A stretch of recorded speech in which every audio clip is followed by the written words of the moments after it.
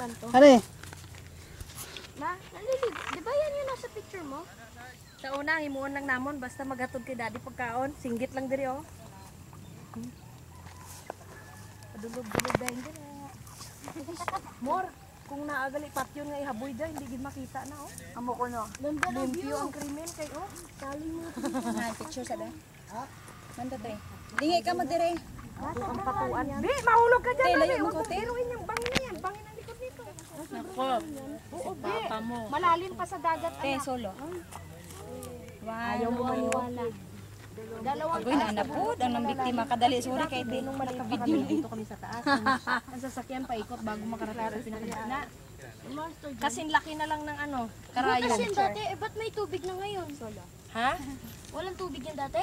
Wala dati tubig. Mga baka. Ngayon ka lang pala mapunta dito, be? Ngayon lang bala ah. To, isipin mo walang tubig yan dati. Dito tayo picture. Meaning ang amo na galing. Malalim yan. Ganun. Oo. Ha? Hawak mo di kayo Oo, patiyog. Ha? Ala tala. Sige, videoan tamo. Imuon gani ko ni siguro boating. Ha? Boating. Bawal man. Ara ng pison guro. Patay gid hindi na makita. Ara ng pison. Kot-kot na nila. Oh? Atong pison no. Ah, hindi man nadira gid pero may mga sa dalom pagid nga wala nakwa. Ah, Tapos natabunan na lang tubig ang tamat. Sige bala ulan na. Oo. Below sea level na siya mo. Hindi na siya maubas gid. Di ka naghalin diri.